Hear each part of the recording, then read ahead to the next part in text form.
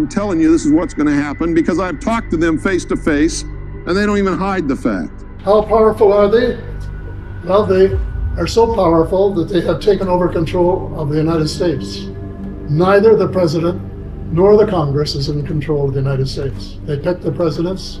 If they don't like them, they get rid of them. That person will wear the throne of the world. Behind that person will be a council of what they call wise men who will really be the rulers. This poor guy is just going to be the fool they stick out there to take the brunt of the public wrath whenever it's necessary. Then you can knock him off if you want to. They just put somebody else up there.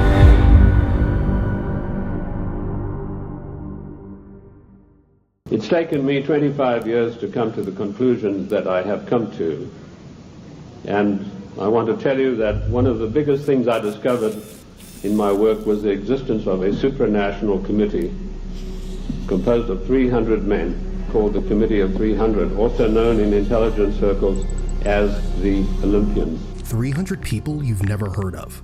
They don't hold office, they don't give speeches, they don't campaign, they don't need your vote. And he's not talking about the secret societies you've heard 100 times. This is what the headlines never touch. This is the committee that runs the world. Now, in my book, The Committee of 300, I name every one of them. This is not a book that talks about they. It gives you specifics. Now, this is one of those videos that rarely stays visible for long. But what you're about to watch will explain a lot of the strange things happening in the world right now. So, let's get right into it. Who and what is the Committee of 300? Well, I've dealt with that. I've told you this is a supranational body that knows no boundaries, respects the laws of no countries. The first time that they were publicly announced was by a German socialist by the name of Walter Rathenau. Now, I'll give you some background of Walter Rathenau. He was the financial advisor to the Kaiser of Germany, and he was also the financial advisor to the Rothschilds, the French family Rothschild. So he must have known what he's talking about. He made an astonishing statement in 1934. He said, there is a committee of 300 men that rule the world. They are known only to each other, and nothing happens without their consent. This isn't about symbols, or handshakes, or a club everyone already suspects.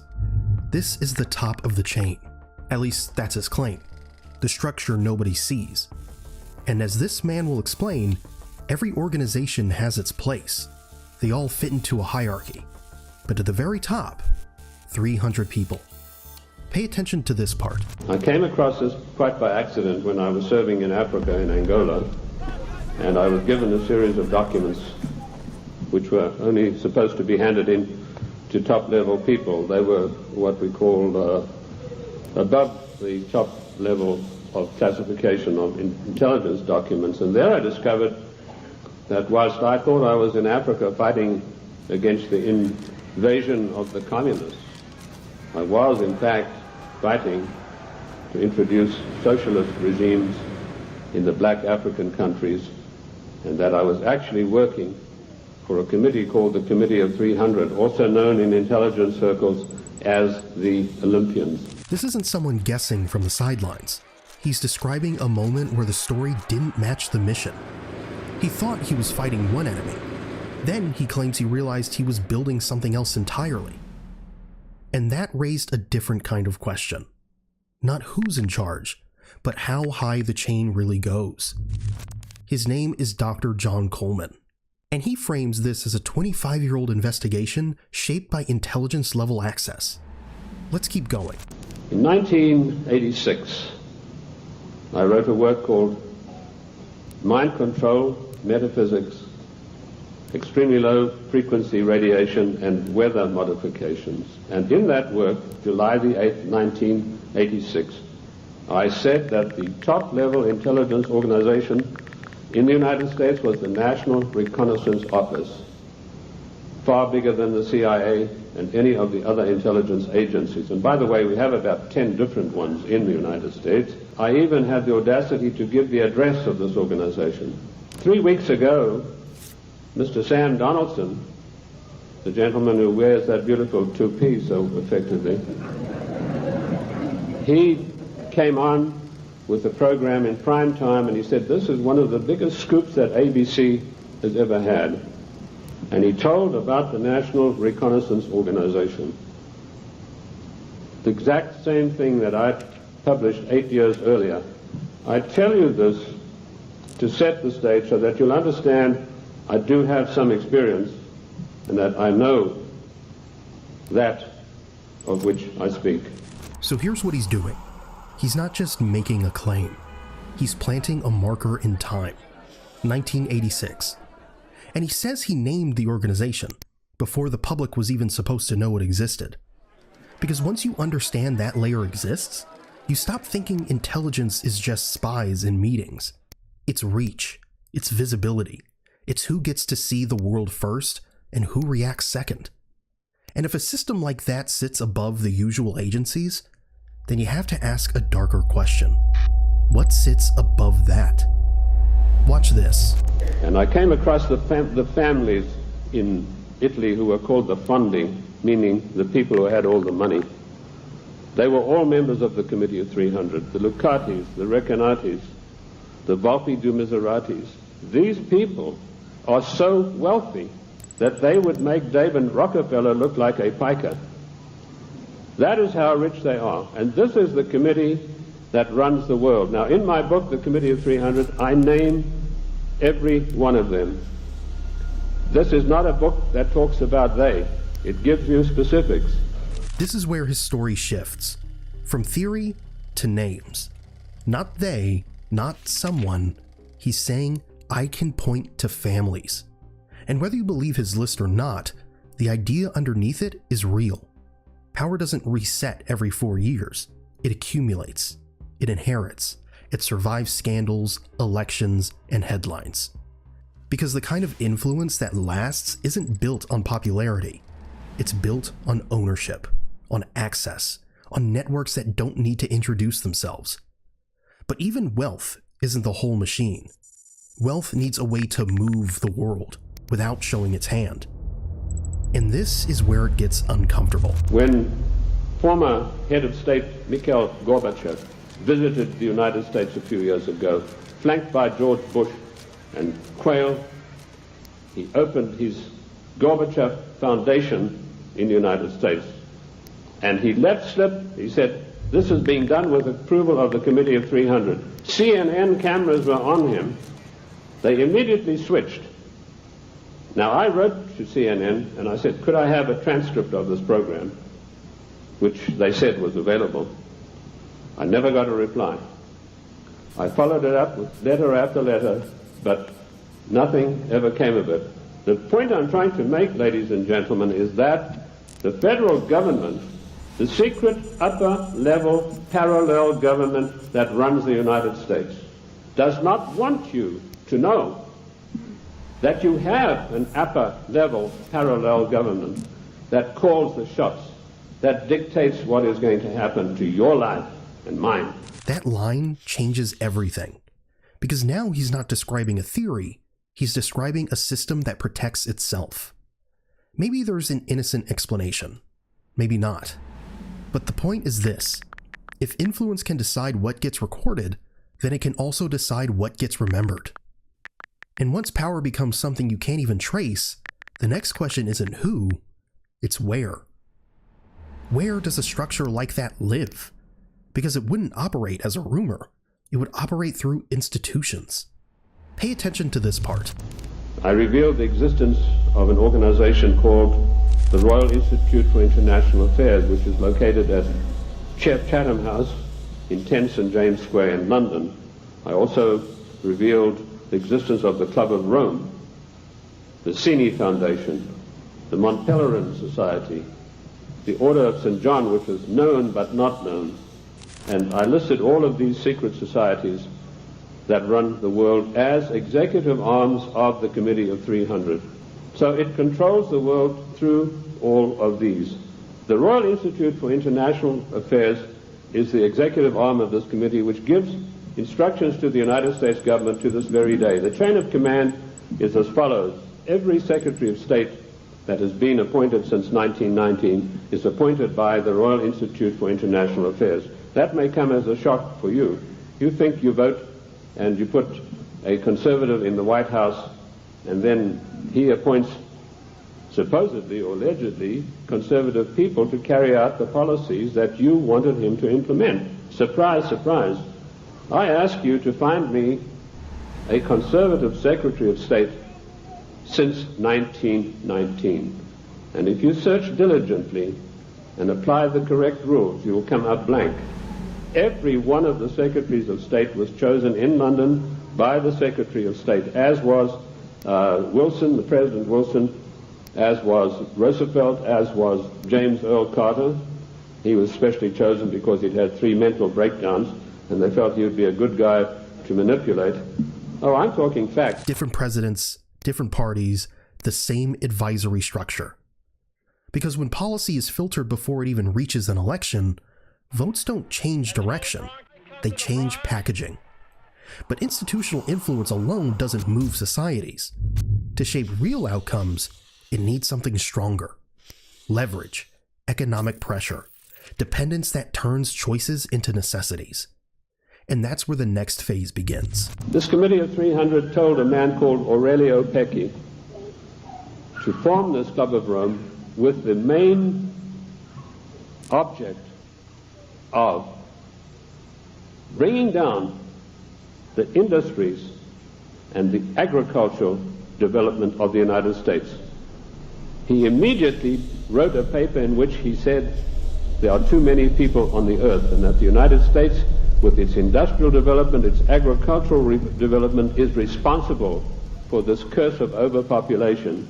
So the Club of Rome was instituted and organized to start an attack on the world's population using the United States as the whipping boy. And they came up with a paper called the Zero Growth Post-Industrial Plan for Industry and Agriculture for the United States of America. This is where his claims shift from politics to pressure. He connects the Committee of the Club of Rome. He connects the Club of Rome to zero growth.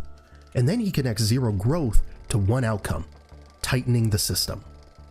Now, you don't have to accept the motive he assigns to it, but the mechanism is real. When systems tighten, the impact doesn't hit evenly. The wealthy buffer it, the poor adapt to it, and the middle absorbs it. Mortgages, wages, savings, stability. That's the layer that carries the strain. Now listen closely to what he claims next. The middle class in the United States of America had to be destroyed because in the coming push to a world order, the middle class would be the stumbling block, because history had shown that the peasant class in ancient days, when they had revolted, were just easily crushed. There was no resistance. But now had grown a new super class of people in the United States called the middle class, who had long-term employment, who had job security, who were well paid, who could afford to buy the products that were made by the United States and didn't need to buy products from China or anywhere else.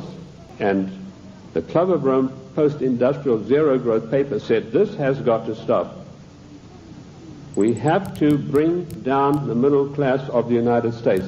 And the way that we will do this, the way that we will accomplish this task, is by crushing their industries. Whether you call it policy, markets, or global pressure, the weight never lands evenly.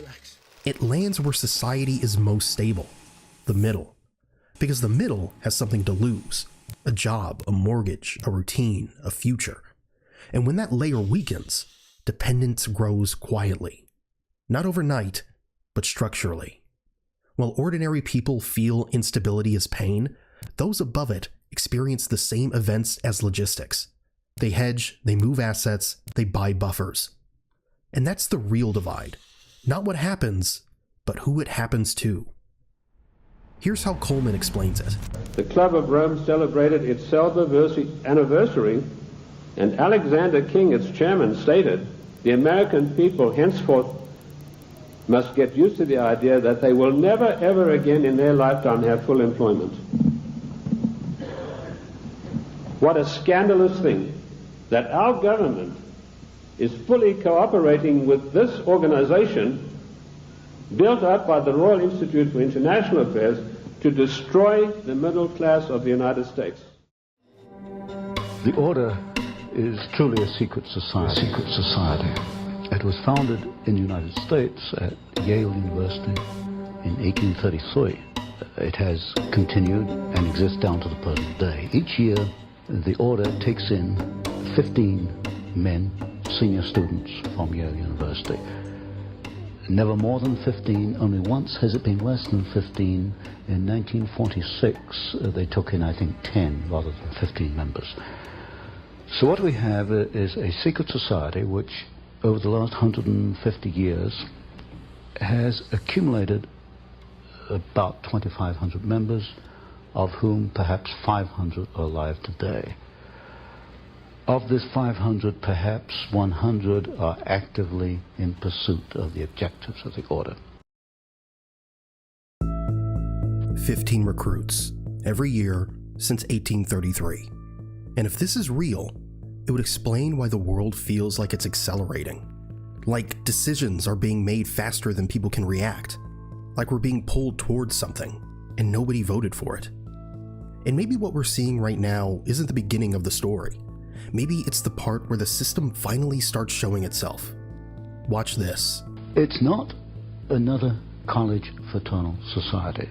Yale University is the only university in the United States, or indeed the world, which has senior societies. These are societies where the 15 are selected in the junior year and actually are initiated at the beginning of the senior year. They stay on campus only 1 year as members. They are called knights. When they graduate, they leave the university, they go out into the world, then they're known as patriarchs.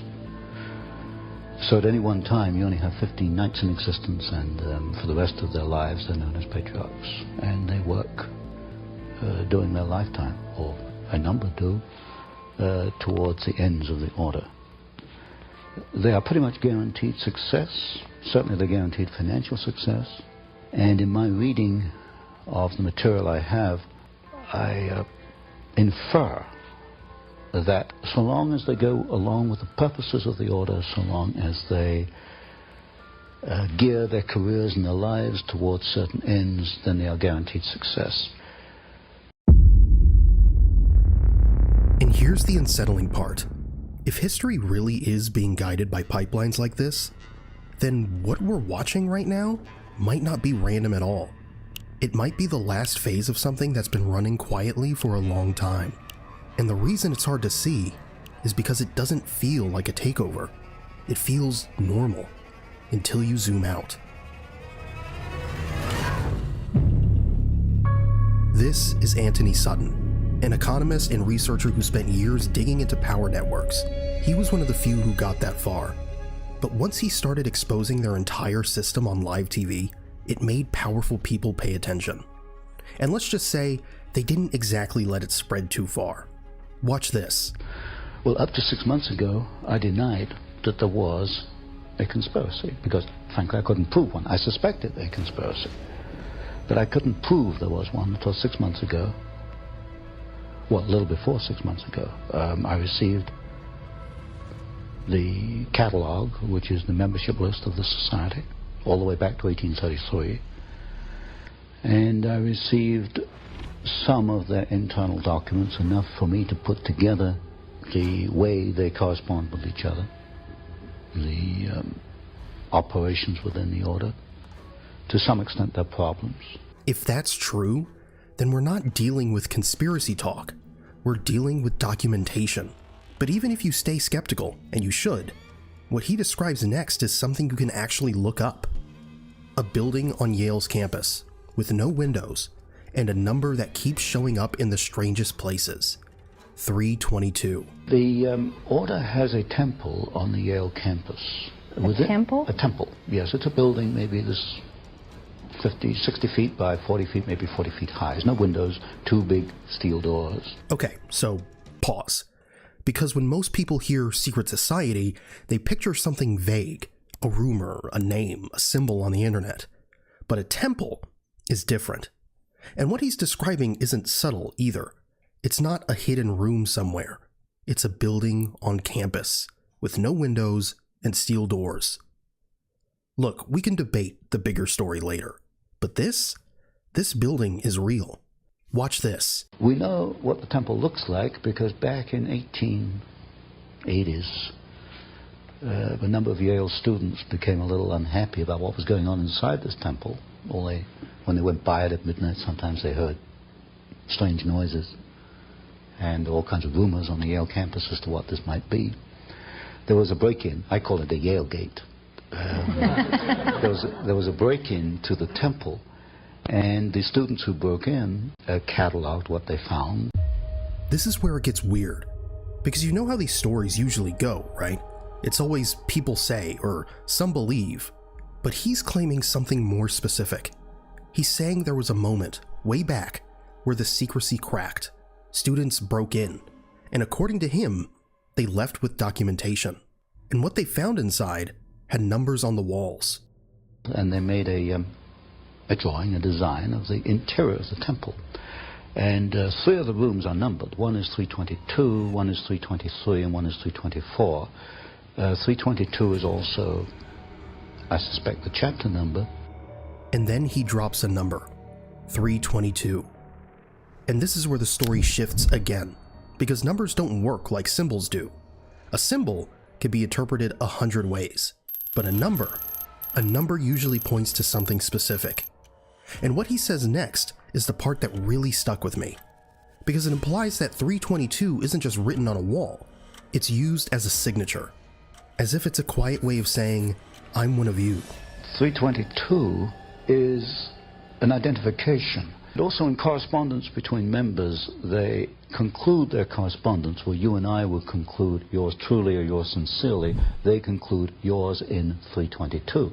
And this is where the name most people recognize finally enters the story, because the order isn't how the internet knows it. It's known by something much simpler, something that sounds almost childish, until you realize how long it's been attached to real power: skull and bones. And the number that keeps following it, 322. Now this is the part people usually skip past, because it gets uncomfortable. But it's also the part that explains everything. Watch this. This is a symbol of death. Now why would they take a symbol of death? Yes, from what I understand, when a new member is initiated, that would be in the senior year at Yale, he's placed within a coffin. Oh my. And from the photographs we have of members inside the temple, many of these photographs are the 15s sitting around a table, and they have this skull and the crossbones sitting on the table in front of them. It is the symbol of death, and it has been called the Brotherhood of Death, and I think it probably more adequately should be called the Brotherhood of Death. Okay, this is where my brain stopped treating this like a rumor, because up until now, everything could still be explained away. But this is the first detail that feels deliberate, like it's designed to do something to you. And when you see rituals like this show up inside a closed network, you start asking a different question. Not, is it real, but what is it for? Look at the history, the biographies of the leading members of the order, and reconstruct their career and see if there's a common pattern in their careers. But to come back to my point, I have to reconstruct their objectives. What are the objectives? In the words of one member, might is right. If you have the power, you use it to achieve your objectives. What is the objective? As you look at the histories of individual members, it can only be one thing: to acquire power, to keep power, to use power for their own purposes. There it is. That's the engine underneath all the imagery. Power. Acquire it, keep it, use it. And this is where the story starts tightening up, because now the ritual makes sense, the temple makes sense, the code makes sense. It's not there to look spooky, it's there to create a machine, a pipeline, a loyalty structure, a network that moves people upward and keeps them aligned. For example, Averell Harriman is a very influential member of the order. Harriman was initiated in 1913. His club number is D111. All the other 14 of D111 have died off. Averell Harriman is the only one left. To come to the other part of your question, who are some of the significant members? Today, 2 men stand out. One is Averell Harriman, who is I suppose, the chief financial angel of the Democratic Party. The other is Vice President George Herbert Walker Bush. The Bush family is quite prominent within the order. Now, if you go back in history a little, you'll find that George Bush's father, Prescott Sheldon Bush, was also a member of the order. He was a member of Brown Brothers Harriman, which is the Harriman private banking company. So today you've got two men who are supposedly in politics in opposition, Bush and Harriman, actually the members of the same secret society. And Bush's father was not only a member, he was a partner in what was then Harriman and Company, which later became Brown Brothers Harriman. So behind the scenes, and this is something you don't see until you investigate it, people who appear to be in opposition politically or financially or industrially or in many ways are working together. That's the moment where the story shifts. Because now it isn't just symbolism. It's a claim about alignment. About people who appear to be on opposite sides, moving through the same pipeline. And if that sounds impossible, he explains the method in one sentence. The method they use is that of the Hegelian dialectic. Thesis played against antithesis leads to a synthesis. In other words, for Hegel, for history to make progress, you have to have conflict. And when you look at the key people in the order, you will find that they generate conflict. So Bush and Harriman politically are conflicting. Coffin and Buckley, although part of the same order, are in public conflicting with one another because conflict leads to the new synthesis. In simple terms, it's conflict by design. One side against the other. And while everyone is trapped inside the fight, the outcome gets shaped somewhere else. If you've ever felt like the winning side changes, but the direction doesn't, this explains why. Now the question becomes, what's the point? Because if the conflict is engineered, then the outcome isn't random. And Sutton says the objective isn't just influence, it's bigger than money. He says it's a direction for the entire system. We're under the control of what I call the cabal, and this is part of a grander scheme. This is Paul Hellyer, the former Defense Minister of Canada, a man with access to classified intelligence and the inner workings of power. Now, he speaks candidly about what he witnessed behind closed doors and what's about to come. And that's the end game, and that's what they're moving toward. They've been working at it for 50 years, and it's well advanced. If something isn't done, they're going to get away with it. He says there's a larger plan in motion, and we're moving faster toward it than most people realize. How powerful are they? Well, they are so powerful that they have taken over control of the United States. There's so much that's been kept in the dark that it's going to take a lot of unwinding to get at the truth. But truth, we must see. What you're about to hear might make you want to share this video, because he doesn't just describe the entire system. He warns about what's coming next, and whether we realize it or not, that moment may be approaching faster than we expect. Happily, some of us are beginning to talk about that sort of thing, and people are saying, "You're kidding me," and I said, "No, I'm not kidding you. But if it happens, just say, wave at them, and say, we know you're playing games with us, and we're not going to go along with it. We're going to stand up for our rights." Standing up for your rights can mean a lot of things, but in today's world, one of the rights most people have already lost is privacy. Because your personal information doesn't just stay with the websites you give it to. It gets collected, packaged, and sold by data brokers, appearing on people's search sites and databases most people don't even know exist. That's why I use today's sponsor, Incogni. Incogni automatically scans for places where your personal information is exposed and sends legal removal requests to hundreds of data broker sites, and keeps repeating those requests so your data stays removed. And if you find a site that still has your information online, you can use Incogni's custom removal feature. Just send them the link and their team handles the rest. If you'd like to check it out, go to incogni.com/advice and use the code ADVICE to get 60% off annual plans. Now, back to the video. I'm going to start with the money mafia, because it is the most urgent issue in the world today. The problem with the money situation is that there's only about one person in every 100 who really understands it. And there's some, we think of money in some esoteric way of we wishing, of course, we'd had more. but it's a little complex. Remember when someone else said the same thing? That the system is too complex to understand? Take a look. But what I found was most people, be it in business, in normal life, or in the world leaders, don't really understand money. It is something they think about. They have a sense of what it is. They certainly want more of it. But they also make statements like, we want more money, but we don't want more debt, which just shows a misunderstanding of what money at its core really is. So most people don't, they want to make it, they want to save it, but to understand it intimately is not a normal character. Money first, then everything else falls into place. Stay with me, because this part is key to understanding the bigger picture. It's just as a result of a system which has grown up, which is designed to take us to the cleaners. And something can be done about it, something must be done about it. Now the explanation begins. And trust me, every piece matters. They all connect. So listen carefully. So let's try to learn. What is money? Well, most people don't know. It used to be coins, silver, gold, copper, and some iron coins. But of course, we got too busy and too big to be able to do that. If you're going to buy a house, you can't put a bag and pay for it. And so we started using paper money. And at first it was backed by some coins or things, and later, of course, it wasn't.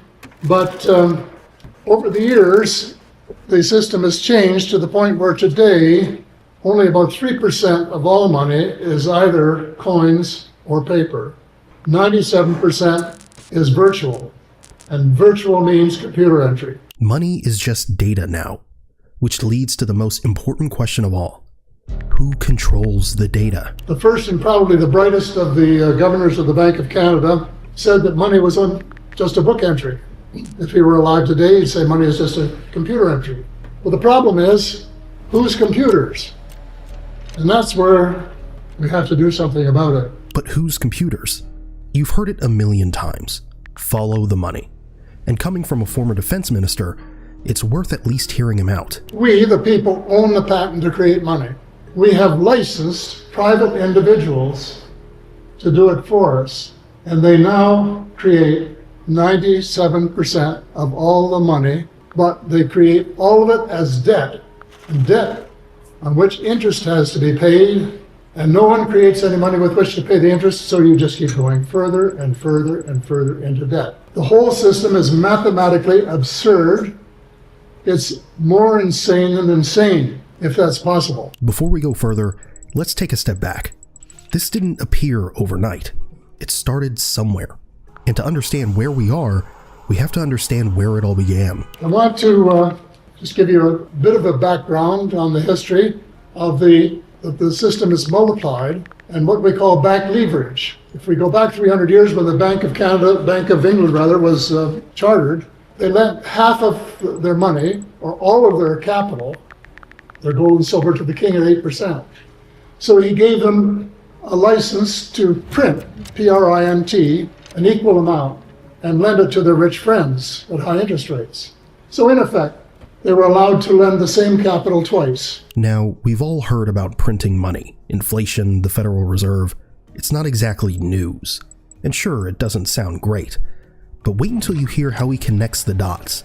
Because those connections, let's just say they're eye-opening. But to understand, most people have the myth, observe the myth, that if you go to the bank to borrow money to buy a car, that what they're lending you is somebody deposit that somebody else made the day before or a couple of days before.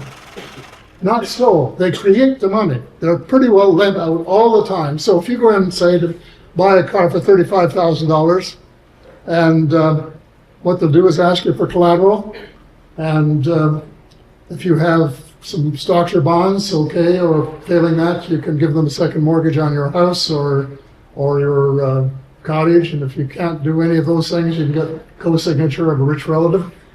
And once they're satisfied with the collateral, then they'll have you sign a note for $35,000, repayable principal and interest at prime plus, 2 or 3%, depending on the color of your eyes.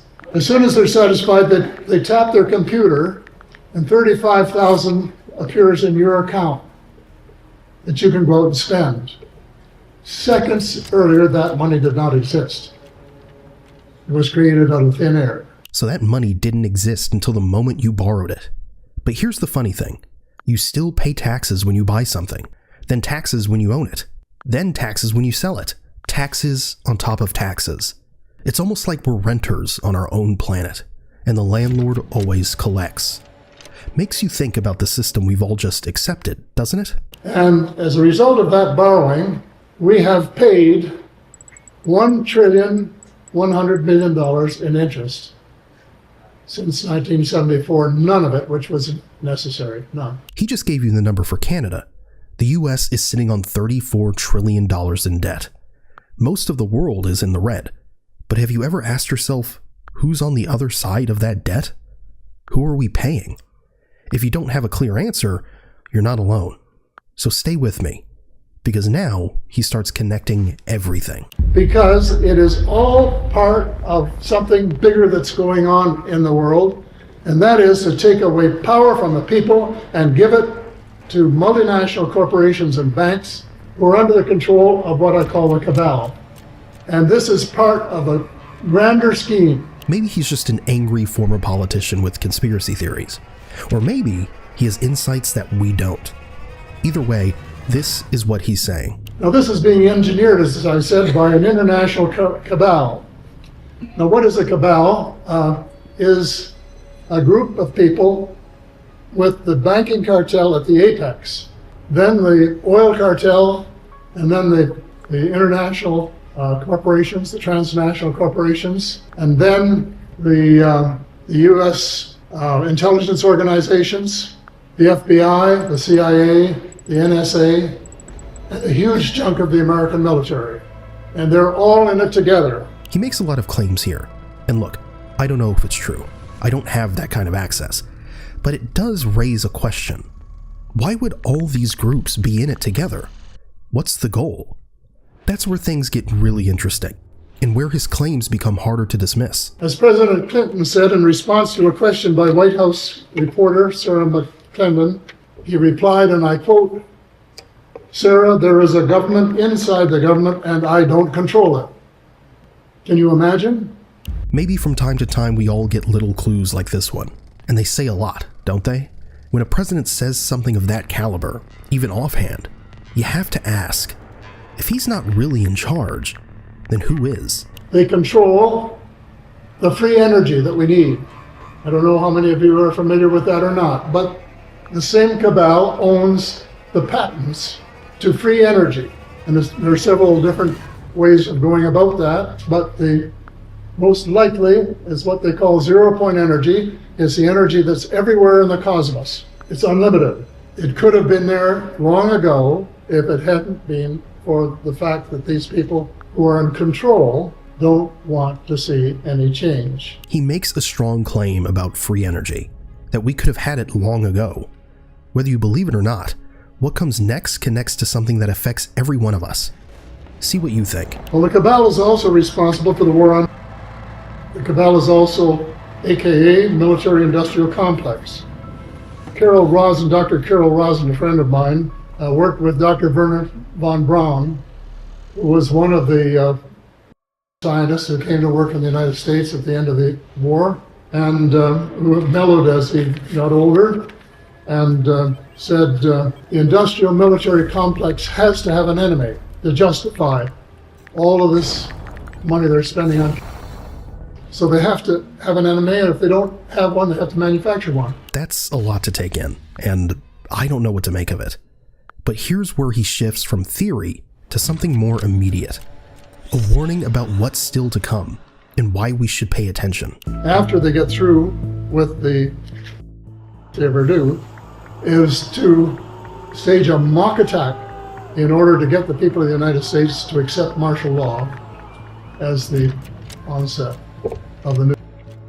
Guys, what's interesting is that recently, and I mean really recently, Obama was on a podcast and started saying things like this. Listen to this. Are aliens real? They're real, but I haven't seen them, and they're not being kept in, what is it? Area 51? Area 51. There's no underground facility unless there's this enormous conspiracy and they hid it from the President of the United States. What was the first question you wanted answered when you became president? Where are the aliens? Where are the aliens? And then almost immediately, Trump reacted, almost reinforcing what Obama affirmed. Here's what he said. Something that got a lot of attention this week. Barack Obama said that aliens are real. Have you seen any evidence of non-human visitors to Earth? Well, he gave classified information. He's not supposed to be doing that. You know. So aliens are real? Well, I don't know if they're real or not. I can tell you he gave classified information. He's not supposed to be doing that. He made a big mistake. He took it out of classified information. Strange times. But Paul is not over yet, because he still has something to say to us. Happily, some of us are beginning to talk about that sort of thing. And people are saying, "You're kidding me." And I said, "No, I'm not kidding you. But if it happens, just say, wave at them and say, we know you're playing games with us, and we're not going to go along with it. We're going to stand up for our rights." Maybe none of this is real. Maybe he went down the rabbit hole years ago and never came back. Or maybe he's right. But how could we ever prove it? He makes so many claims and most of them are impossible to verify. So where does that leave us? Confused, skeptical, unsure what to believe. But then, there comes the part that resonated with me. The part I actually believe is true. Listen. There was a time when Americans feared God, we did too, but in the post-war period, we have worshipped money. Money, power, and greed. And those have been the operative words. And so we think of nothing else. How can you make another buck? We have to change. There's some wonderful things that are going on. There's some wonderful people in the world who are doing wonderful things. And more power to them. But what they need is the same thing 1,000 times over. We have to have a tsunami, as I call it, of changed lives, of people who are willing to put their lives on the line for what they believe and to change the world. What role in the Middle East again does Israel play in this? Israel was created as the instrument to bring about the Battle of Armageddon and the fulfillment of prophecy, a war that will be so terrible, where nuclear weapons will be used, so that the American citizens and the other people in the world will get down on their knees and beg for no more war. And what is the answer to that? They're going to be told the only way we can guarantee no more war is if we destroy the sovereignty of nations and we come together as one humanity and government. Right. Now I'm telling you, unless the American people wake up and stop it, starting in about 1996, the Battle of Armageddon will become a reality. He laid out the blueprint for everything we're seeing today. He knew why it had to happen, he knew who was behind the curtain, and he knew what we should expect next. Read the book of Revelations, whether you believe in the book or not, read it, because the men who are bringing this about are using it as their script. This interview was recorded in 1992, and as you listen, you'll understand why his blueprint still matters today. Because he said it would all unfold exactly like this, down to the smallest detail of the script. And I get people who still come to me all the time and say, "Bill, you're all wrong, it's the Jews. The Jews are subverting the world." Man, it's not the Jews, it's not the Catholics, it's not the blacks. It's these men who belong to the ancient mystery schools, who meet in secret and decide the fate of the world. And they belong to all different races and all different nationalities and all different religions to the public point of view. But in secret, it's a different story. He claimed the fate of billions rest in the hands of a small group of people. And their strategy, he said, is simple. Keep us watching the circus so we never look behind the curtain. At the highest levels of all countries, they all belong to the same club. And we, the people, sit back and we watch this grand drama, which is being played out for our benefit, not theirs. If it wasn't for us, they wouldn't even have to do any of this. But you see, they just can't come out and destroy all of us because they need slaves. They need people to make their shoes and make their cars and mine the ore. They need worker bees, and that's what we are. His name is Bill Cooper, and what you're about to hear is his warning to the world. He believed that if you don't spare the time to hear this message to the end, if you don't make the effort to understand it and finally wake up, then you're participating in the great deception just as much as they are. His words, not mine.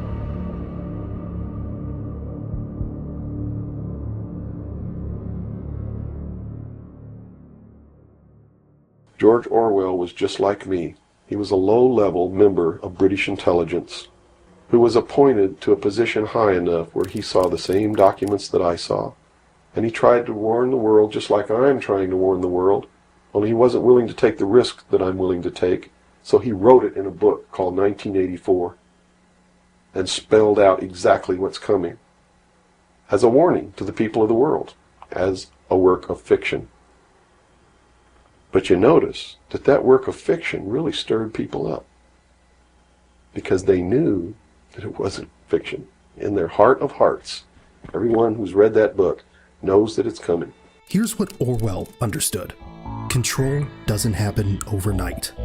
First you distract, then you divide, then you rewrite the rules so people don't even know they're being controlled. 1984 showed us the final destination. A world where nothing is true and everything is permitted except for those in power. For decades, that was just fiction. But now, more and more of the pieces are fitting together.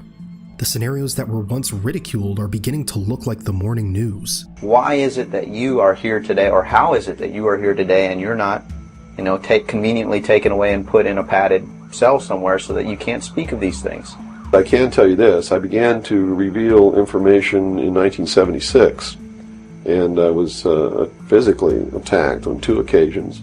My skull was caved in, that's what all these scars are here. On the second attack, I lost my leg. They visited me in the hospital. They had no intention of killing me. They were delivering a message to me. Shut up. And that was the message that came through loud and clear. And 2 men who identified themselves with identification cards who belonged to the Defense Investigative Service, which is really the Defense Intelligence Agency, asked me if I was going to shut up or they were going to have to do it right. And I told them, I said, you don't have to worry about me. I'm going to be a good little boy for the rest of my life, and yeah, I'm going to shut my mouth. And I did for 16 years. Kept silent until I saw this. You can talk conspiracies all day and people will just ridicule you, call you paranoid. But when you start talking about what you're not supposed to, that's when they come after you. At least that's what Bill said in the full interview. But now, he's starting to say things that really make you pause. Look at the pattern. Why does every piece connect? If it's all just coincidence, why does it keep happening? Listen to this. Either these men are following the book of Revelation. The book of Revelation is it is in the Bible. They're either following it, just like a plan, and bringing the prophecies in there to pass to manipulate and control those who believe in those prophecies and neutralize them, so to speak. In other words, if this is written in the Bible and God has ordained it, who am I to resist? It must come to pass, so I'm not going to try to stop it. Okay. What a perfect way to neutralize the opposition right off the bat. Or there really is a God, and what he said was going to come to pass is coming to pass. And I named this, Behold a Pale Horse, from chapter 13 of the book of Revelations. The fourth horseman of the apocalypse is the pale horse. And I looked, and behold a pale horse, and his name that sat upon him was Death.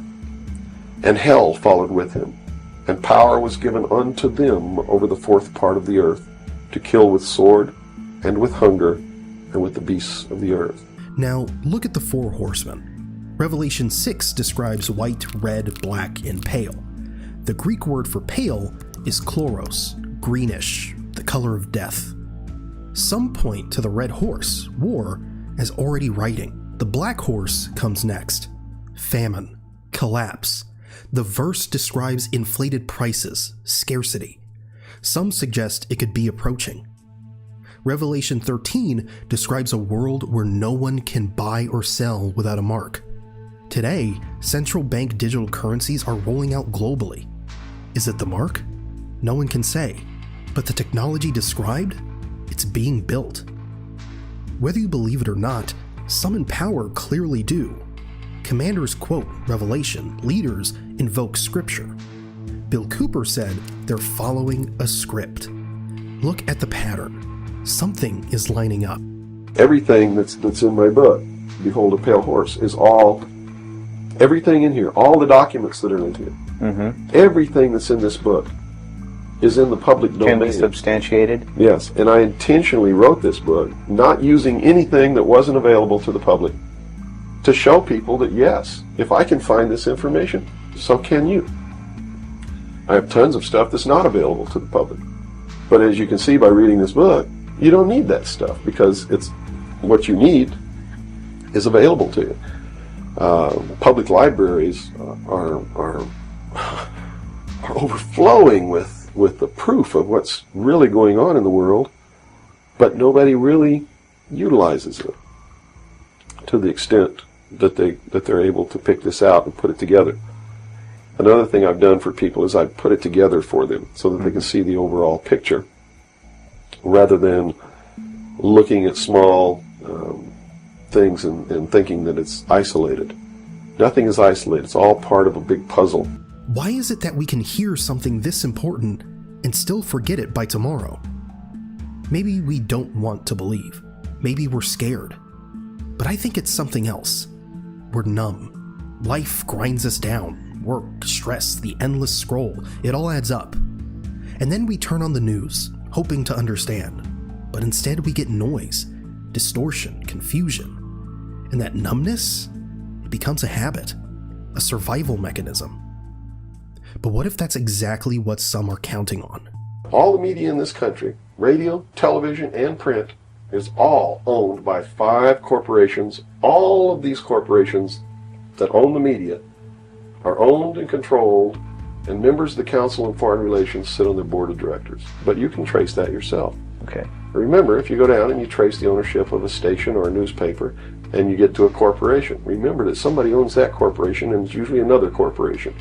But when you trace the interlocking of all these things, when you get to the top, there's 5. And all journalists know that there's some things you don't write about, and you don't talk about, because you'll lose your job. And that's where the control is. Let's try it, shall we? Pick a news network, any network. Let's start with CNN. On your phone, type, "Who owns CNN?" You'll see it's owned by Warner Brothers Discovery. Good. Now type, "Who owns Warner Brothers Discovery?" In 2026, that's changing. Warner Brothers Discovery just signed a deal to be acquired by Paramount for over $110 billion. Now type, "Who owns Paramount?" Paramount was bought last year by Skydance Media, and Skydance Media is led by David Ellison. Now type, "Who is David Ellison?" He's the son of Larry Ellison, founder of Oracle, one of the richest men in the world. But keep going. Who runs CBS News? CBS is owned by Paramount, and the editor-in-chief of CBS News? Barry Weiss. She was appointed after the Skydance acquisition. Now here's the thing. Cooper said all media is owned by 5 corporations. That was decades ago. Today, the names change, but the pattern doesn't. You start with a news network, you end with a billionaire. And that billionaire, always connected to power. Try it yourself. Pick any network, any platform. Follow the chain, see where it ends. You might be surprised how fast you get to the same place. Let's continue, because this next part is about us. That's why they pay athletes these fantastic salaries. I was listening to the radio the other day. They just contracted to pay one player on one team $6 million a year. Can you believe this? And why is that? It's the Roman circus. What does the emperor do when the people become restive, and when the people are asking questions, and when the people don't like the policies of the emperor? He sends them to the circus. He creates a circus. He builds a giant coliseum. And he begins to throw the Christians to the lions. And he has great chariot races and football games and basketball games, all to keep the idiots preoccupied with things that don't mean anything in the scheme of the entire world, so that they don't have the time to learn what the truth is, so they don't ever get smart enough to learn how they're being manipulated, so they don't ever question the emperor. That's why they pay a player on a football team or a baseball team $1 million or $2 million or $3 million a year. It is the Roman circus. I know men who don't know anything in the world except who plays third base for the Mets. And they think that's a great accomplishment. And they meet and pat each other on the back and bond and go have cocktails and talk about what this guy that plays third base for the Mets did in last night's game. It's sad. It's really sad. Juvenal, the Roman poet, said it almost 2,000 years ago. The people who once handed out military commands, high offices, everything, now restrains itself and anxiously hopes for just two things: bread and circuses. Bread and circuses. Today, the bread is your paycheck. The circus is the game. And while we're glued to the screen cheering for millionaires we've never met, the real decisions are being made somewhere else, by people we'll never see. Because here's the uncomfortable truth. History shows that a society obsessed with entertainment often becomes easier to control. As long as we're watching, we're not asking. As long as we're cheering, we're not challenging. And as long as we're numb, they stay in power. But let me tell you something. When 150 of the most powerful men and women in the world can meet in secret in Baden-Baden, Germany, and plot the fate of billions, and nobody even cares about it. But 6 football players go to lunch together, and it's in the headlines across the country. You have a reflection of the society in which that exists. And it is a sick society that it's doomed to self-destruction. So based on that scenario, there's some truth into what these men are looking at. Absolutely, and that's what makes me so sick, is that I'm trying to wake up a people who on a daily basis are proving the ones that I'm warning them about to be right. Be honest. When was the last Davos meeting? And what exactly was proposed there? Most of us couldn't answer that, because we don't care. We have TikTok, we have Instagram, we have Netflix, we have our own lives, bills, work, relationships. Who has time to track what 150 powerful people discuss in a Swiss mountain town? And even if we watch a video about it, we forget it in seconds. The next scroll, the next notification, the next distraction. That's exactly what Cooper was talking about. While we're busy living our lives, decisions that affect our future are being made elsewhere. And most of us are simply too distracted to notice. The right track is don't believe anybody. Don't believe me. Don't believe George Bush. Don't believe anyone.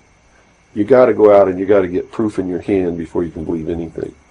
And to do otherwise today is the biggest mistake that anyone can ever make. You begin believing people, putting your trust in them, that they're telling you the truth. I guarantee you're going to take a ride on a roller coaster you don't want to be on. Do your own research. Don't jump in the comments and ask, so what do we do now? I'm telling you, use your mind. Because even these videos, they're not here to feed you conspiracy theories. They're here to engage you, to wake something up. Critical thinking is the point. It's better to put your mind to work than to wait for information to be handed to you. Because what if all the information out there is wrong? What then? We have to go back to the roots, back to what we know is good, what we know is wrong. That inner compass, it's still there. We just stopped using it.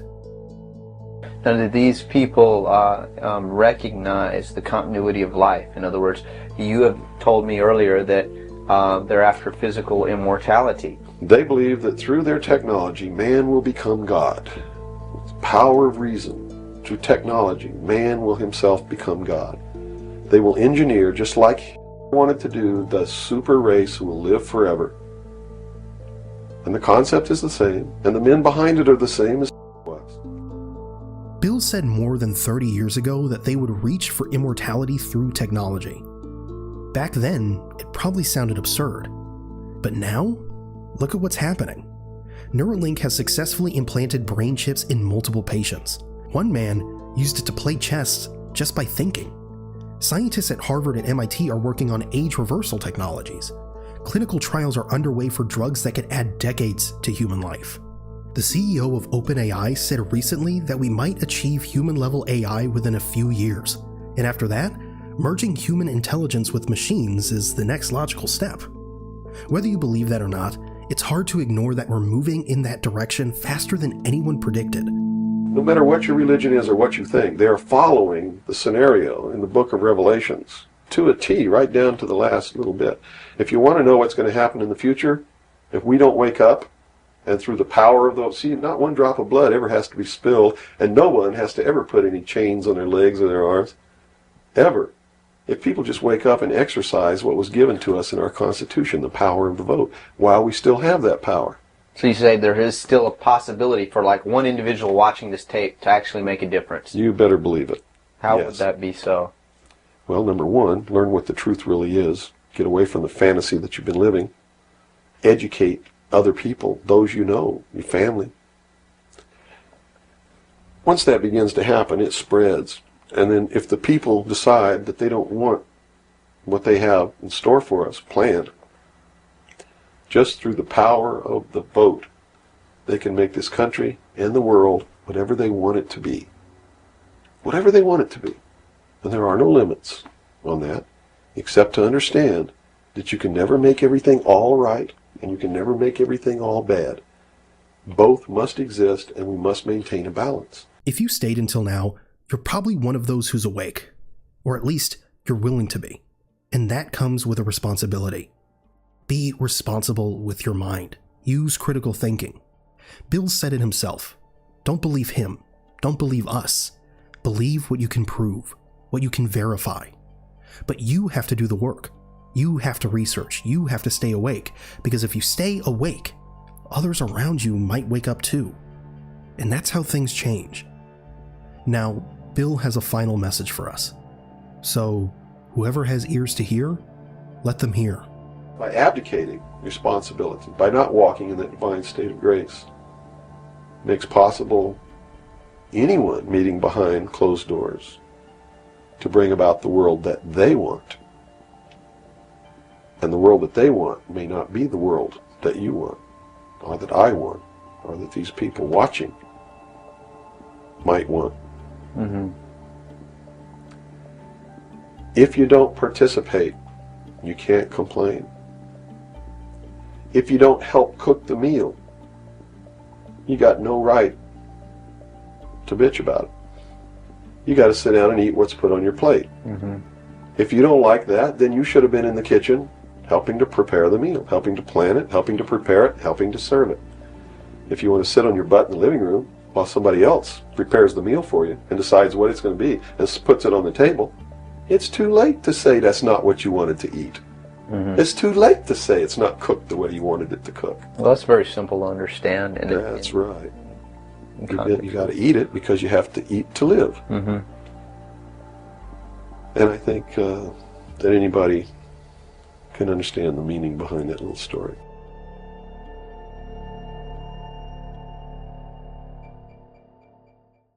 If this was predicted 27 years ago, somebody knew something. Buckle up, because what you're about to hear is scary. Back in 1997, a group of futurists funded by a Washington, D.C. think tank and several three-letter government agencies wrote a book about what the world might look like in the future. And when you look at what they predicted back then, it's disturbingly accurate. Now, this is the title of the book, 2025, Scenarios of U.S. and Global Society Reshaped, there's that re again, by Science and Technology. You know what's so fascinating about this? It was published 27 years ago in the year 1997, and it was funded, well funded, by a Washington, D.C. think tank and three-letter government agencies. But here's the thing. 1997, 27 years ago, and they write a book about a 502-page book about what the world's going to be. A 500-page book filled with dozens of predictions, and according to some estimates, nearly 90% of them seem to match what eventually happened. And the ones that haven't happened yet may be closer than we think.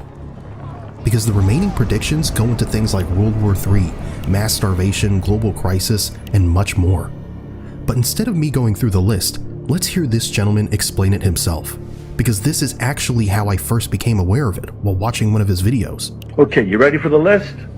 Fast mutating viral disease pandemics, genetically developed vaccines, smart IDs, 1997, and this is, you can do the word search and research yourself. They predicted not 2025, but by 2020, that people would be working from home virtually.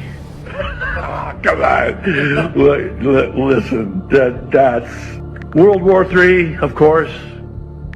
Nuclear devices causing widespread contamination. Nanotech devices, this stuff was never even heard of. Digital currency.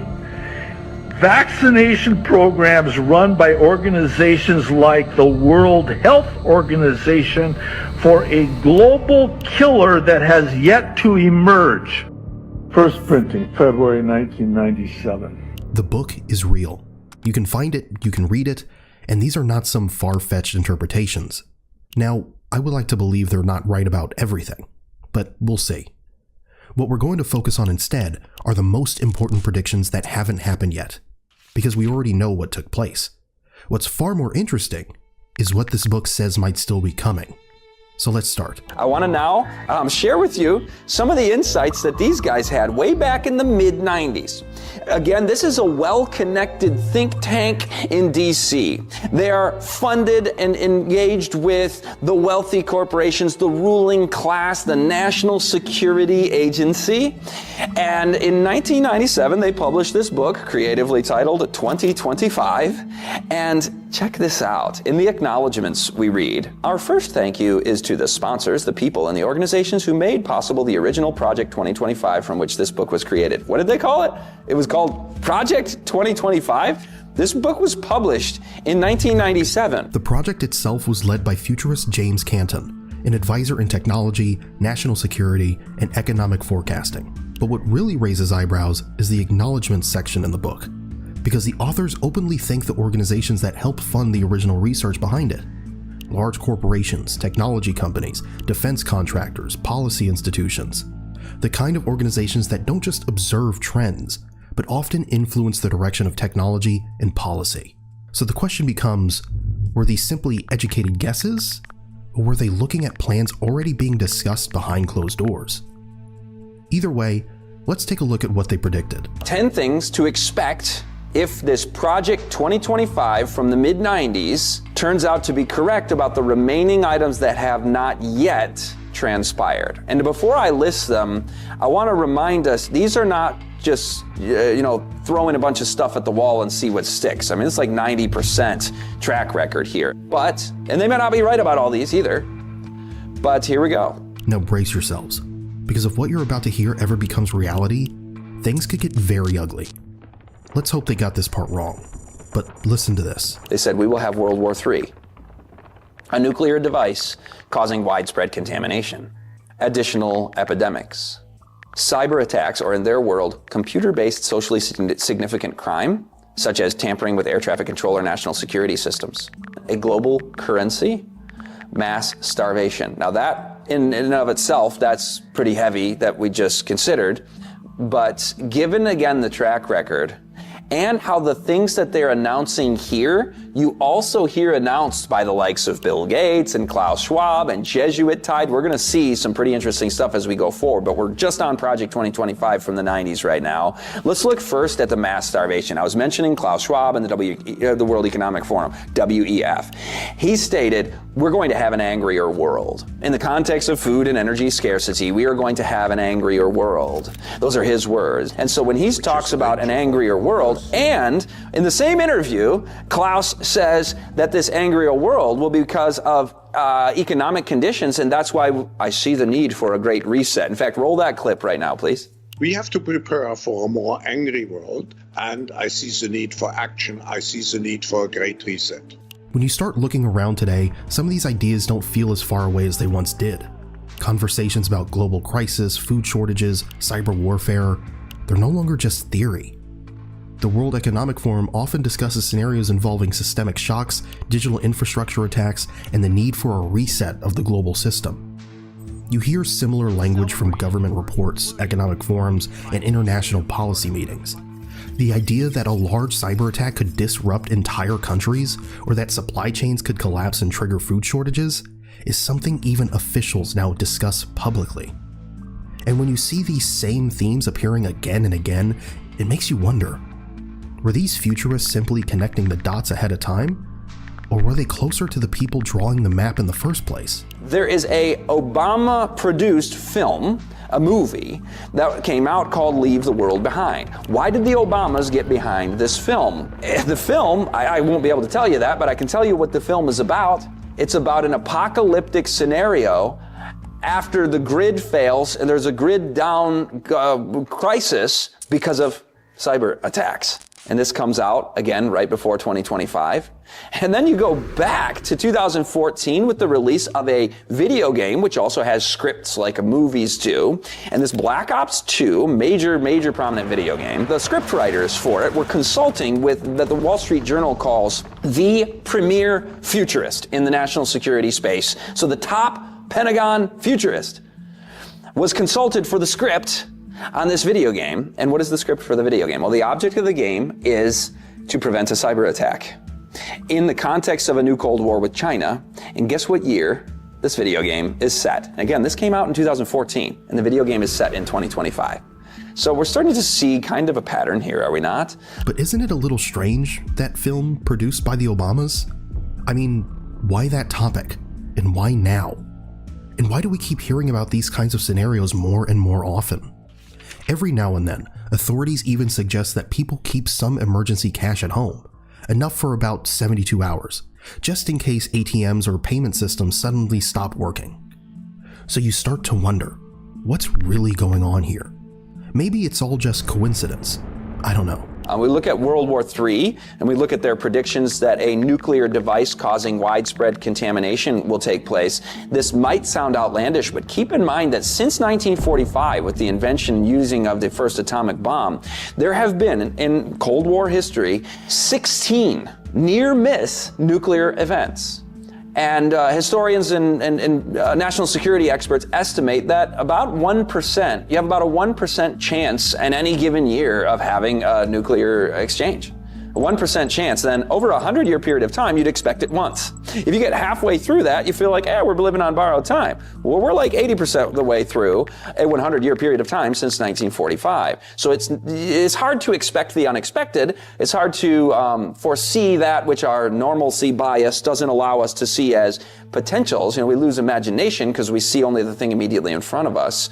But this is something that the Project 2025 futurists are saying to expect. And again, we see war, epidemics, starvation. Let's do it in the proper order from the Bible again. War, starvation, epidemics. Those are 3 of the 6 that are up there from that pale horse. God forbid something like that ever happens. I really hope they got this one wrong. But sometimes it almost feels like the scriptures are right on point. Now, here are the last 4 predictions we're supposed to expect. Listen to this. Now, the last 4 predictions that they make here, we got 10 things to expect if they're correct. Universal monitoring of business transactions. Smart ID cards. Now, watch this. This gets even more interesting. smart ID cards, including your religious and or organizational affiliations and perhaps with your genomic data. I had to take a picture of that segment out of the book, put it on the screen so you can read it for yourself. Identification cards will be universal. Smart cards will contain information such as nationality, medical history, perhaps even key data from one's genome, education and employment records, financial accounts, social security, credit status, and even religious and organizational affiliations. Now that might sound a little far-fetched, but remember, this book was written almost 30 years ago, and many of its predictions have already happened. So before we dismiss the rest, listen to this. The ninth one kind of sounds innocuous and not that big of a deal. It's just Social Security will be based on need only. The technical term for that is means testing for transfer payments or other forms of welfare. Means testing meaning only those who need it will get it, and they're making a prediction that will be the case with Social Security.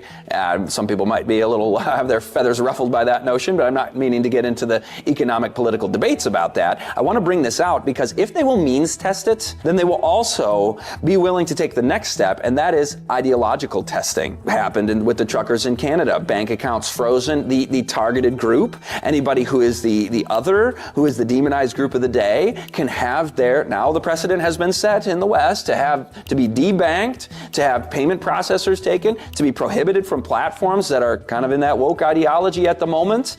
And so the fact that they're saying, well, you're not going to get your check unless you need it, that can step right next to the next stop on that journey toward tyranny. You're not going to get your food, you're not going to be provided for in a context of scarcity and famine. Now, I don't even know which one is scarier, because honestly, all of them are terrifying. But it does seem to be getting clearer, doesn't it? They wrote about things like this almost 30 years ago, and today we keep seeing the same themes everywhere, in movies and video games. Some people call it predictive programming, the idea that certain scenarios are introduced in culture first so that when they eventually happen, we're not that surprised. Now, I'm not making any claims here, but you do start noticing similar conversations popping up everywhere. Technologists talking about the future, even people like Elon Musk discussing ideas like universal basic income. Some billionaires quietly building underground bunkers, and more of these signals appearing at the same time. So, what's really going on? What are they preparing for? What do they know that we don't? Anyway, let's keep going, because what comes next is very interesting. This kind of leads right into another one while we're on number 9 about the Deagle Corporation. This was a major intelligence outfit that they were cited by and utilized by Stratfor, which is probably the biggest global intelligence corporation there is, and Stratfor cites Deagle. So they're a major player in intelligence developing and publishing.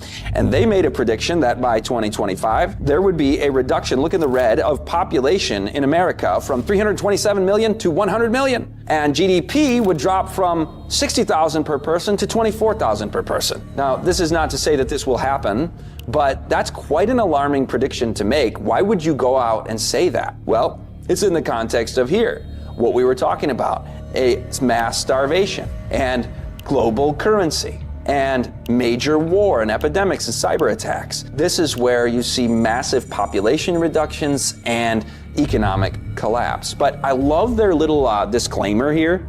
They first, this isn't the disclaimer, that'll be on the next slide, but first they say this: the collapse of the Western financial system will wipe out the standard of living of its population while ending Ponzi schemes such as the stock exchange and the pension funds. Take into account that the forecast that they've made here is nothing more than a model, whether flawed or correct. Okay, here's their disclaimer. It's not God's word.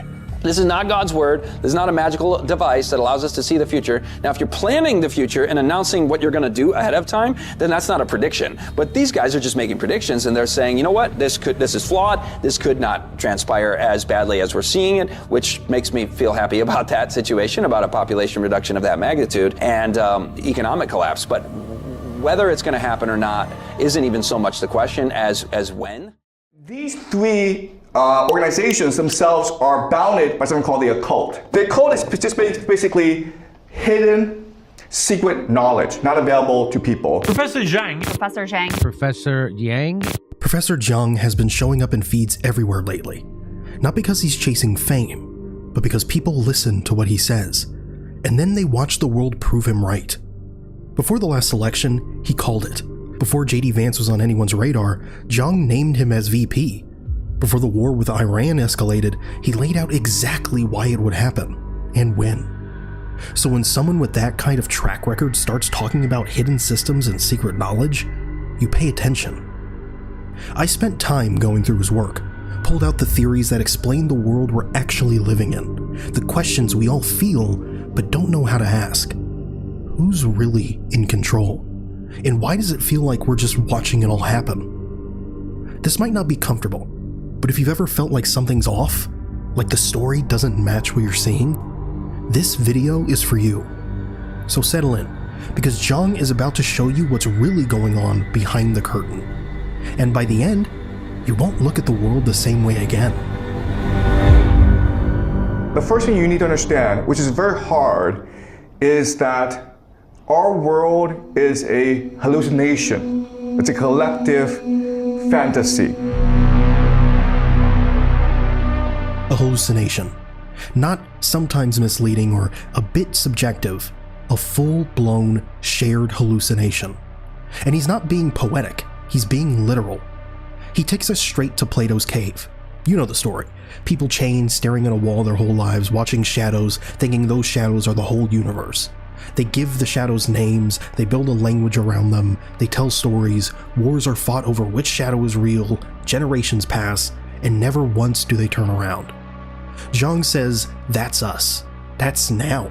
The economy, the borders, the stock market, the news, the rules-based order. All shadows, all projected by something we can't see. Here's the part that hits different. He says we're not forced to stay in the cave. The chains aren't even real. They're ribbons. Anyone could walk out. But nobody does, because we love the cave. We're emotionally welded to it. And if someone comes back from the outside and says, hey, those shadows aren't real, we don't think them, we kill them. I had to stop for a second when I heard that, because it's not just a story about ancient Greece. It's happening right now, every time someone questions the narrative. Think about that the next time someone calls you crazy for questioning the script. He's setting the table here. And trust me, what's coming next will change how you see everything. But first, we have to accept one thing. The world you think you're living in, it's a projection, a game, and someone built it. So yeah, we're not prisoners. We're volunteers. The question is, what are you volunteering for? It is our conscious attention that creates wealth in this world, and it is really money or capital that extracts and stores our consciousness and turns it into wealth. This is the sentence that changes everything. Jiang isn't talking about economics. He's talking about alchemy. Think about what he laid out before this. The vase example. You focus, you pour your attention into making something beautiful, and that focus makes it valuable. That's the raw material, consciousness. Not labor hours, not resources, but attention, focus, the stuff you're using right now to watch this. Now follow the trail. You work, you create, you focus. At the end of the week, you get paid. What just happened?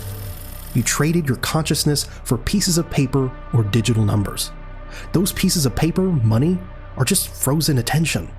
They store your life energy until you spend it on someone else's frozen attention. Jiang says this is the hidden engine. The whole global economy is a machine designed to extract consciousness from the many and concentrate it into the hands of the few. The elite don't get rich because they're smarter or work harder. They get rich because they own the storage units. They control the mechanism that turns human awareness into wealth. Then he gives an example that changes how you see everything. He lists the old storage devices, pyramids, Homer's epics. Each one soaked up generations of human attention. Pyramids weren't just tombs, they were concentration camps for consciousness. Millions of Egyptians poured their focus into those stones, believing, building, obeying. The stories of Homer did the same for Greeks. Centuries of attention stored in poems. Now the storage device is the dollar. Every time you work, save, spend, trade, you're pouring your consciousness into the system, and the system stores it as digits in someone else's account. It's the most efficient extraction machine ever built. But Jiang drops one more line that changes the game. There's actually a war going on for the soul of humanity, for the human consciousness between the US dollar, the old world order, and artificial intelligence, the new world. The dollar needs human consciousness to function. It runs on your attention, your labor, your focus. AI doesn't. AI generates its own attention, its own focus, its own value. So the old storage device is fighting the new one, not over markets, not over resources, over the source code of reality. That's the real war, and it's just getting started. They don't force us to do anything. There's not enough of them. Okay? The way they maintain power is through manipulation and trickery and deception. Many people imagine the elite as some shadowy cabal with armies and mind control rays. They pull levers, we dance. Jiang says no, that's a Hollywood fantasy.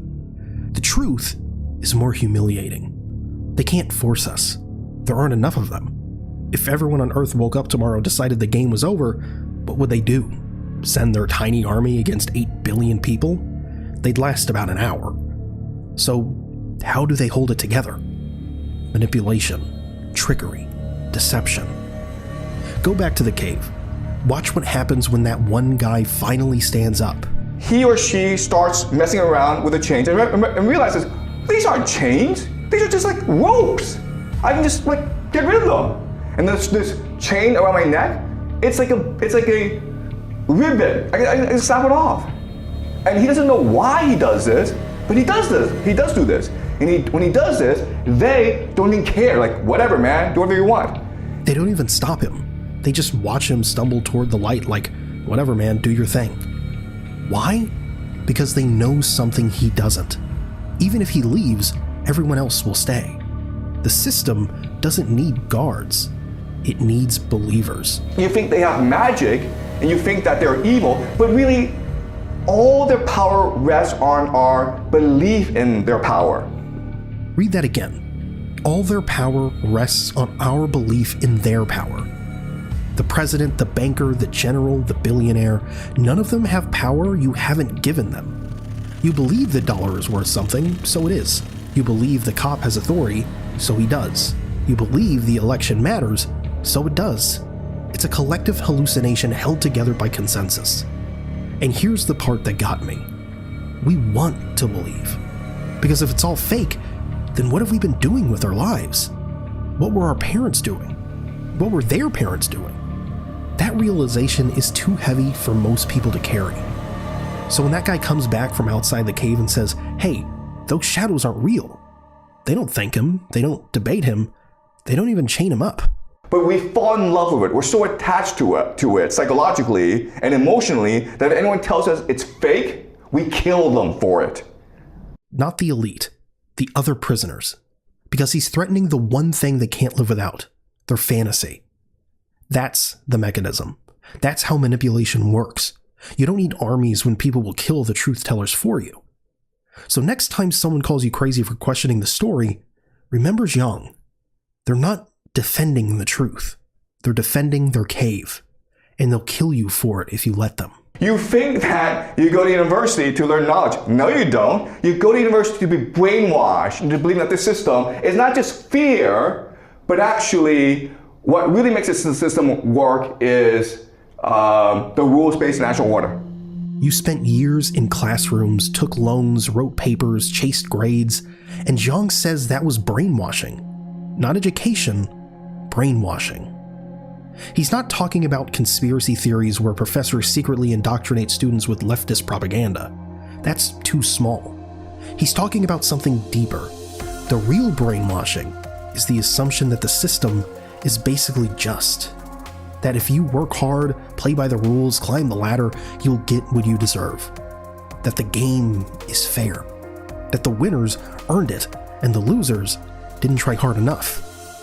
That's the core belief they install. Not through overt propaganda, but through the entire structure. The way classes are graded, the way success is defined, the way history is told, the way economics is taught as if it's physics, not a set of choices made by powerful people. Zhang adds 2 more layers. CNN, BBC, New York Times. Each time you read an article, you think you're receiving news. You're not receiving news. You're being brainwashed into believing that this order is fair, just, and appropriate, okay? It's a deception. And the last, of course, is culture, which is Hollywood. And, television shows, sitcoms, okay? Things that you absorb every day. Education, media, culture. 3 overlapping machines running 24/7, pumping out the same message. This is just how things are. The rich deserve their money. The poor deserve their poverty. The wars are for freedom. The sanctions are for peace. The dollar is strong because America is great. You never hear a competing story because there is no competing story. The machines are all owned by the same people. They don't need to coordinate. They just need to hire people who already believe the story and will tell it well. And here's the part that makes it work. Zhang says this creates a legal and moral framework so effective that the elite don't even need to enforce it. If you break the rules, it's not that the elite will come after you. They don't have to come after you because everyone else will come after you. That's the final stage of control. You don't need cops when the citizens are the cops. You don't need thought police when everyone polices everyone else's thoughts. If you question the fairness of the system, you're not just wrong, you're dangerous. You're attacking the fantasy everyone else is invested in, and they will turn on you faster than any authority figure would. So the next time you're in a conversation and somebody says, "But that's just the way the world works," remember Zhang. They're not being reasonable. They're being the prison guard, and they don't even know it.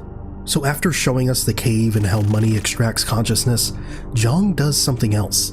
He pulls the camera back. Another way of understanding these people is to think of them as the game masters, okay? The ones above us who's constructed the game and controlling the rules of the game as we play it. Game masters, that's what he calls them. Not presidents, not CEOs, not elected officials, the ones above all that. They built the board. They wrote the rule book. He traces the chain upward. At the very top, something called the Bank for International Settlements in Basel, Switzerland. The central bank of central banks. Above governments, above laws. Think about that for a second. Then below it, the World Bank and the IMF. Organizations that tell countries how to behave if they want to play. Then below them, the national central banks. The Federal Reserve, the Bank of England, the People's Bank of China. This is the operating system. And what does this operating system produce? A game. A global game with one purpose. To use the US dollar as the main mechanism for extracting and storing wealth. Okay, so resources are considered the cheapest. Even though in reality it should be the most expensive, right? Because resources are limited, they're finite. Above resources, of course, is manufacturing. And above manufacturing is knowledge economy. And then the highest is finance. Now watch how he connects it. The game masters built a price hierarchy. Not based on real value, based on control. At the bottom, resources. Oil, gas, minerals, food. The stuff you actually need to survive. Priced cheapest. Above that, manufacturing. Turning resources into products. Above that, knowledge economy. Patents, software, media. And at the very top, finance. Moving numbers. Creating debt. Printing money. Then he drops the map.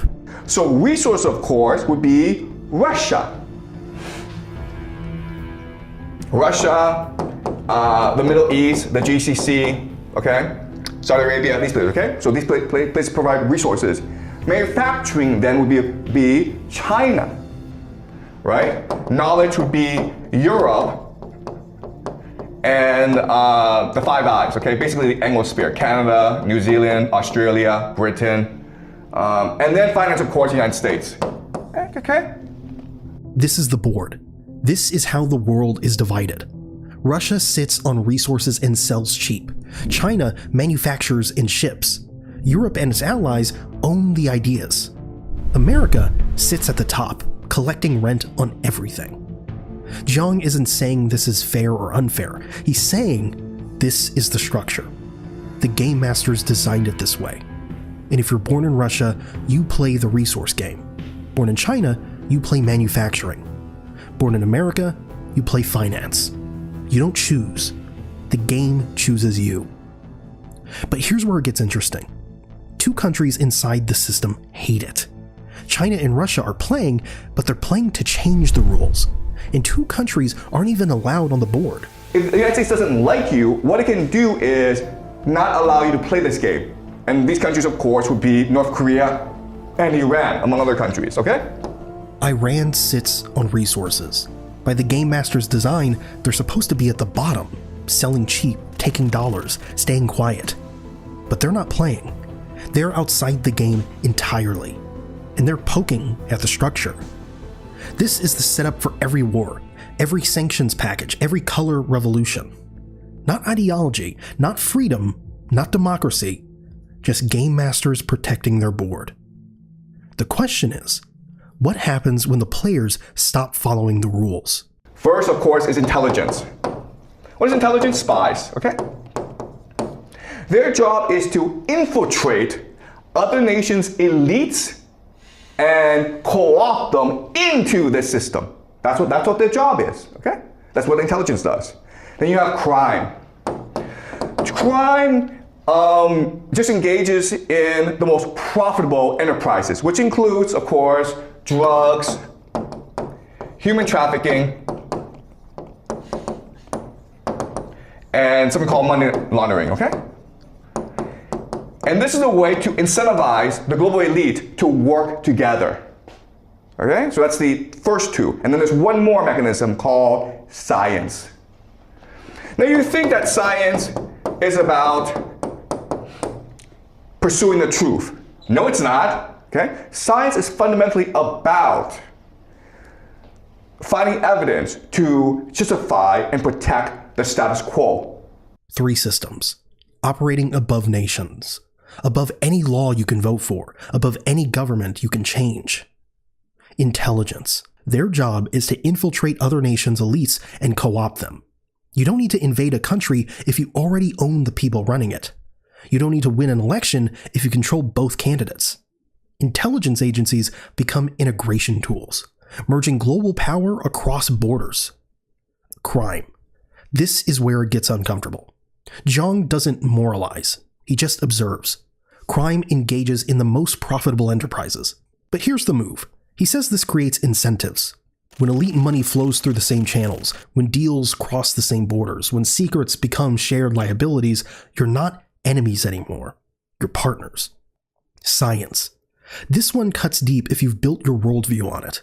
It's not about pursuing truth. It's about finding evidence to justify and protect the status quo. That's why certain questions never get funding. That's why certain answers never appear in journals. That's why materialism is the only allowed framework. It keeps the conversation inside the fence. Science is fundamentally about finding evidence to justify and protect the status quo. Think about what that means for every study you've ever trusted. Every expert who told you the system is fair. Every Science Says headline that shuts down debate. The machine doesn't produce knowledge. It produces permission. Makes you wonder, doesn't it? Now here's where Jiang ties it together. And these three organizations themselves are bounded by something called the occult. And we'll discuss this later on, okay? The occult. The occult is just basically hidden, secret knowledge, not available to people.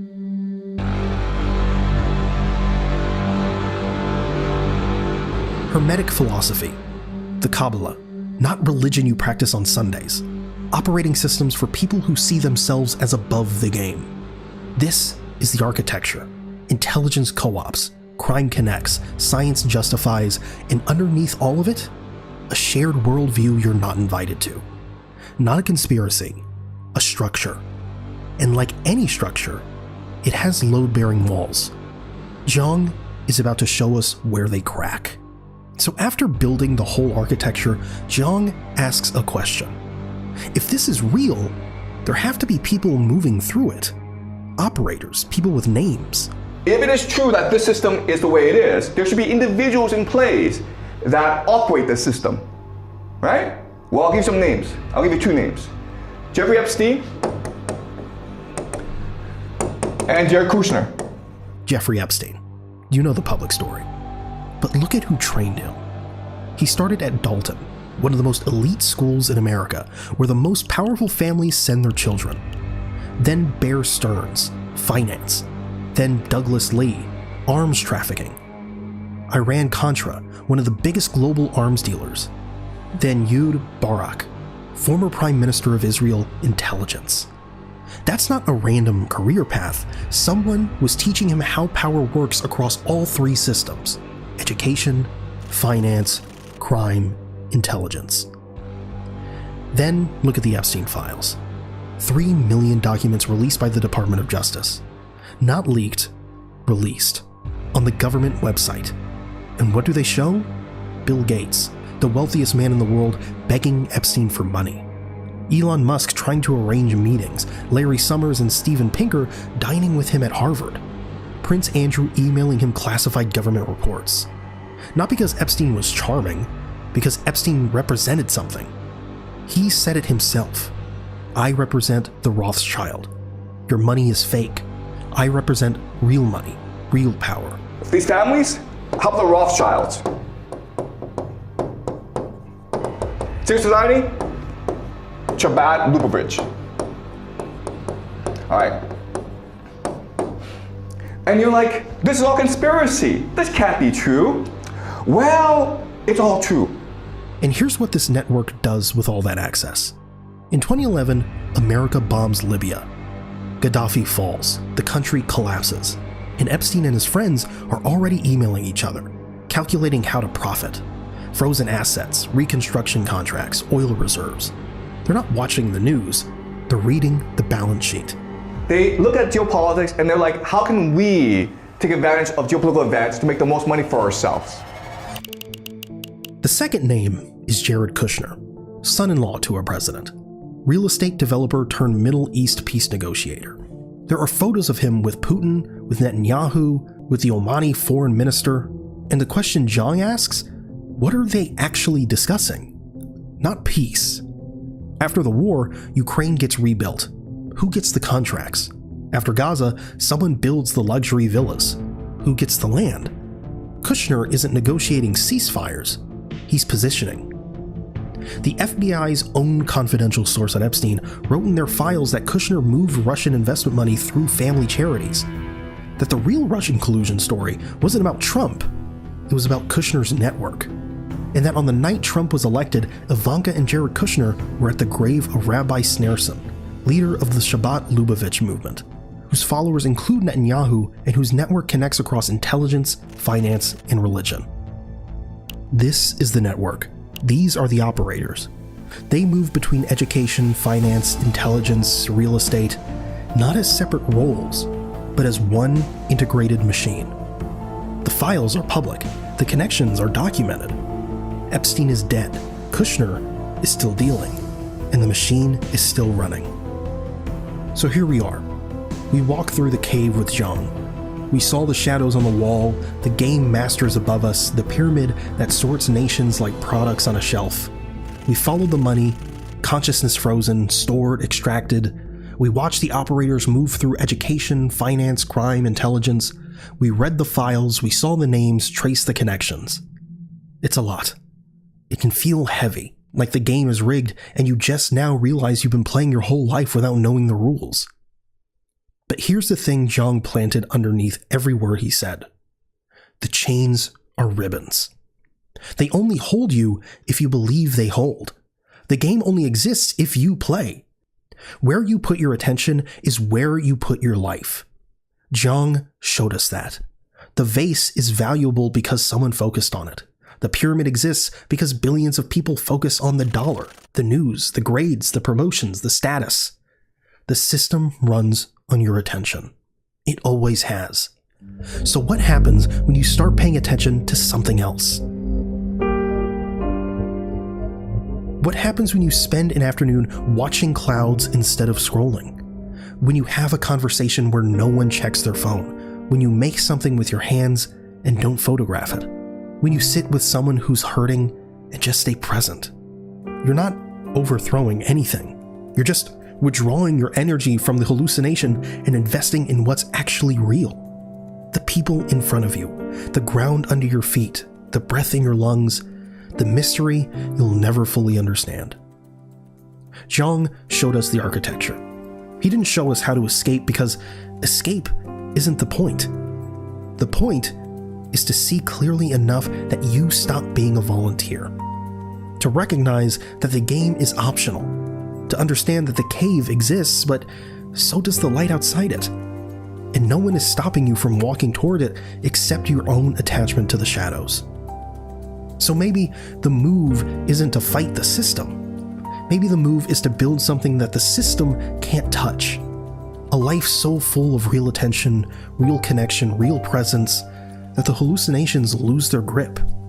Not because you defeated them, but because you stopped feeding them. The war between the dollar and AI, the civil war among elites, the pyramid, the operators, the files, all of that will keep spinning. It always has. But you don't have to spin with it. You can just be here, now, breathing, alive in a world that is far stranger and more beautiful than any shadow on a wall. Zhang gave you the map. What you do with it is your choice. But know this, the door was never locked. It was never even a door. It was just a shift in attention. And that shift is always available. Right now.